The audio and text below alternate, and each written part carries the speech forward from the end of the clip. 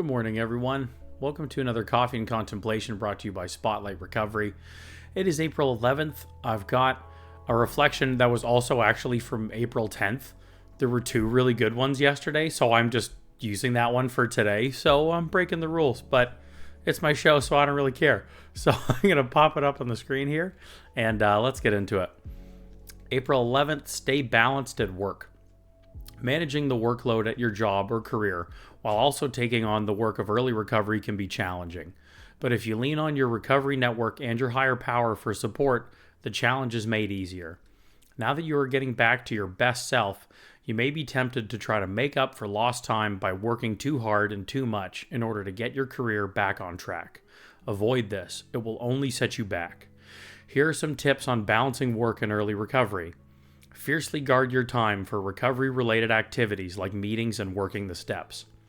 Take a 5-minute break every hour to read a meditation, get a drink of water, or greet a coworker. Pick one important task at a time to work on, then move on to the next one, checking off each completed task as the motivation to keep going. Make sure to exercise, meditate, connect with nature, journal, laugh, and/or talk with a friend every day in order to maintain balance. Action for the day. Make a list of at least 2 specific things you will do today to stay balanced at work. And thought for the day. First things first. This inspiration is from the Hazelden Field Guide to Life app.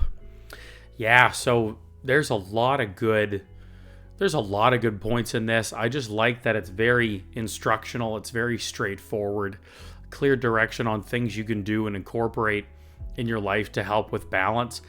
And talking about like the topic that they're covering, I think, is really common for a lot of people in recovery. I've seen this a lot, especially these challenges that they mention. And it's also just funny timing too, because I've got a new sponsee who is definitely struggling with this right now. So I sent it to him too. I was just like, oh, this is perfect timing. So I just had to do it. And also for myself too, is a good reminder because, you know, I'm trying to build this channel and like build a startup company and everything. So like, I am definitely out of balance with this and overworking. So this is a good reminder for me too, right? Like I'm 12 years in, the reminder's still good for me. So let's get into this after I cough. Woo. Alrighty.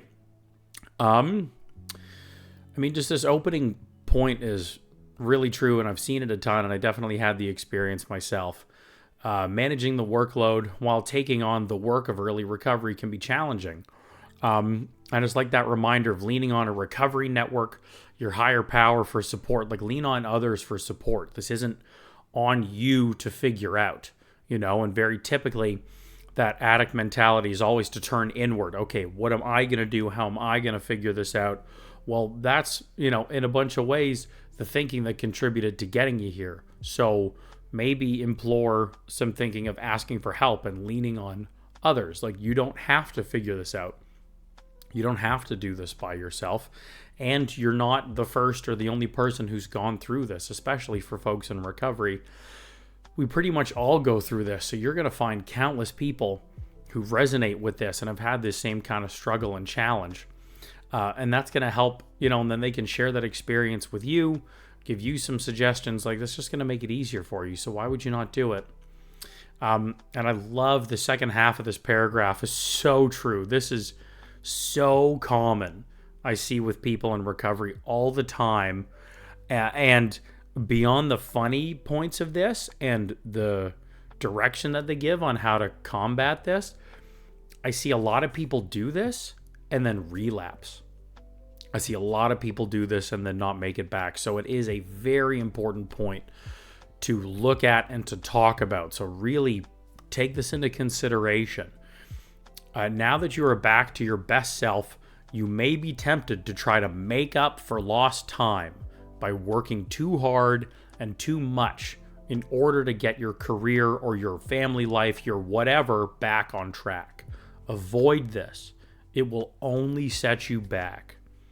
I see this time and time again of once people get sober, then it's immediately like, you know, that fog lifts, or even sober behavioral addiction, whatever. Once they abstain, the fog lifts, they're coming up out of that like addiction haze, and then their old goals or priorities can come back into focus.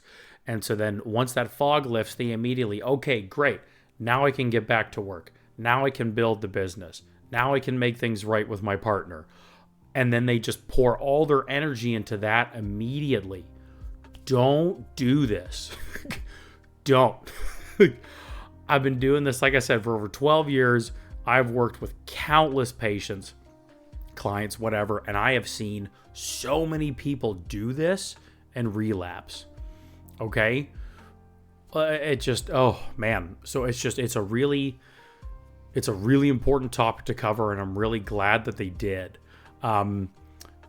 Just because you have now abstained and are in recovery, that doesn't mean you now have all the tools and are equipped to then fix whatever problems you are hoping to fix, or that you can now make up for this time and everything you've been doing wrong or avoiding in that relationship before, you're now just going to magically do better because you're a couple weeks or months or maybe even like, a year in recovery. Like, it just doesn't work like that. It just doesn't. When we are addicted and then need like a full-on recovery program, a total abstinence program, that takes so much time and work and dedication because our addiction was so powerful and took such hold and was so consuming on our life. So we have to do so much work in order to combat that, change that thinking, let go of all these thoughts and old behaviors, replace them with new, healthy, and better and more constructive ones. So it is impossible to do that and go full bore or overwork and overcompensate in some other area of life. It's physically impossible because like nobody has the time. We can't invent and create more time. And you can't put in all that amount of energy and time that it takes in working your recovery program, doing all this work on yourself, and overworking on something else that you clearly have been avoiding or letting fall at the wayside for how many months or years. You just can't. And I'm not like saying this as like a personal attack, and definitely not a challenge. So please don't hear this and try to prove me wrong, because I care about you and I don't want to see this happen. But it's just, well, like I said, we're human. We only have so much time and energy in a day. Working a real recovery program, especially early on, is a lot of work. There's a lot of learning and understanding going on. It's an emotional roller coaster. And then working a full-time job is a lot for anybody. And then working an overtime job is even more. Or then overtime on a relationship or repairing the family or something like that. Like this reflection talks about in these points of things you can do them one at a time. Check them off the list and then keep going. You've got a bit of motivation. You get a bit of that dopamine hit out of doing it, which is then really just more motivation to keep going. So I'm not saying like, okay, family and work, you need to hold off for a couple of years while I do my step work and recovery, and then we're going to do work, and then we're going to do family. Like, that's also impossible too, or it just doesn't make sense. But like, every day or bits in a day or something. It's just really important to keep this perspective and work at it. You'll get there. You will be able to catch up and get the career back on track or the relationship on track, whatever it is, the family, the friends, or at least half the time, if not over half the time, what I've seen is you will get new ones instead. In recovery, we change so much. We become that best self, and we are connecting so much more with ourselves and what's important to us, our values. We learn and grow, and then that's when we realize some of these old things maybe just don't fit so well. So maybe there was actually some underlying reason as to why we were avoiding them or letting them fall at the wayside, on top of the fact that we were just completely full-blown in addiction, right? So those things can happen too. You never know. But bottom line, what you do know is that in order to accomplish any of these things, you need your recovery. And you need your recovery first. If you don't have your recovery as a foundation, you're not going to build the career on that or on track or the relationship or whatever it is. You won't. It can't. You, in theory, have already learned this via having to come in recovery in the first place. So, anyway, hopefully I'm not I'm not ranting on that too much. I just want to stress the importance of it. And so these points they talk about, I think, are really great. And you know me, I love directive. I love suggestions. Give me directly things that I can do instead of just concepts to think about. Give me action. I want to act my way into right thinking here. So I love that they lay these out. Fiercely guarding your time for recovery-related activities like meetings and working the steps. Therapy, group therapy, whatever forms of self-care and recovery that your program looks like, not wavering on that time and making that for yourself. That's the reason it's first on the list. Should be that number one priority. Then you build everything on top of that, like I was saying earlier. Taking that 5-minute break every hour is good. Reading meditation, we're talking 7-8 meditations a day. Hey, that works for you. Great. How much I love these. That's a bit much for me. But get a drink of water, greet a coworker, get up, move, just shake it off or something, a little Taylor Swift for the win. Like just that every hour, a little bit kind of a change to kind of getting through the day. That's another two addicts. A lot of us aren't good at sitting still, so movement is good. We talked about the pick one important task at a time and we'll work on them, go down the list and check them off. And this last point is just so great. It's very broad, and I'm sure you've heard a lot of this in recovery before. Make sure to exercise, meditate, connect with nature, journal, laugh, talk with a friend every day in order to maintain balance, these daily reprieves and routines.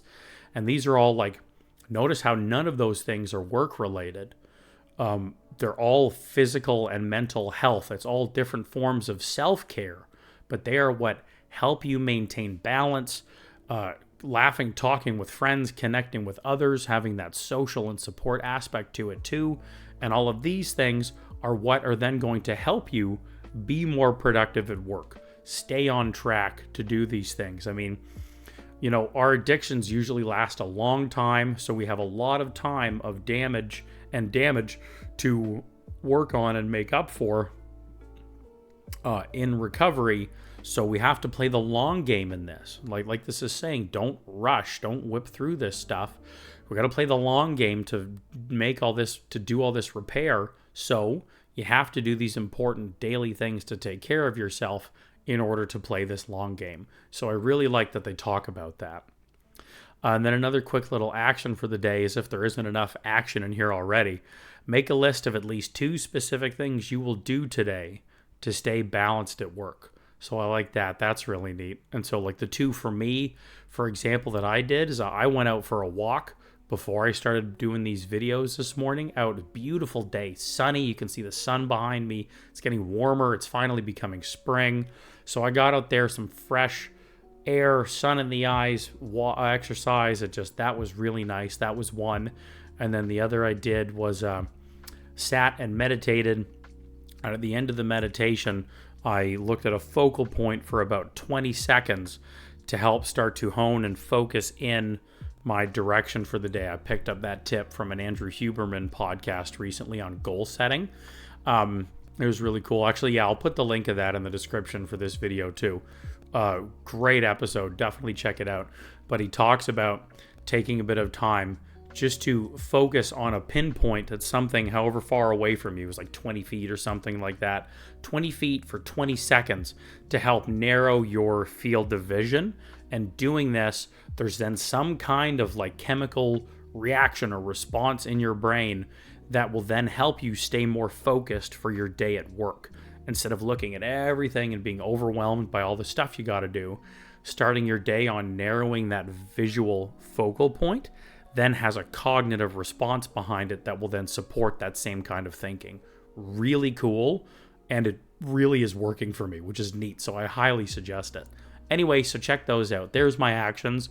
What are your actions for the day? Throw them down in the comments. We'd love to hear them. Let's get some ideas going. And then thought for the day, first things first. The summarization of all of these points we talked about in this reflection. So there we go. Great one today. I really like it. Schmutz on my shirt. There we go. So I really dig it. I hope you did too.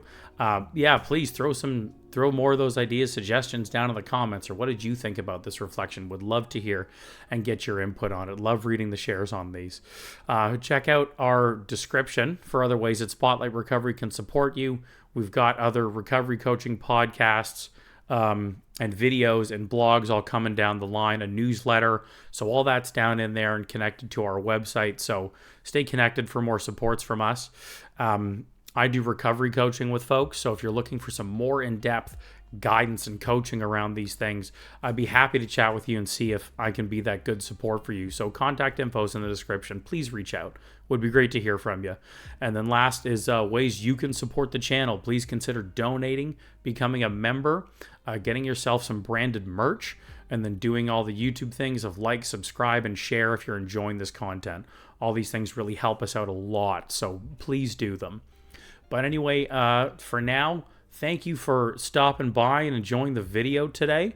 Wishing you a blessed 24, staying focused on and putting that recovery first and not overworking yourself, myself included. So let's get out there and enjoy it, and we'll see you again tomorrow.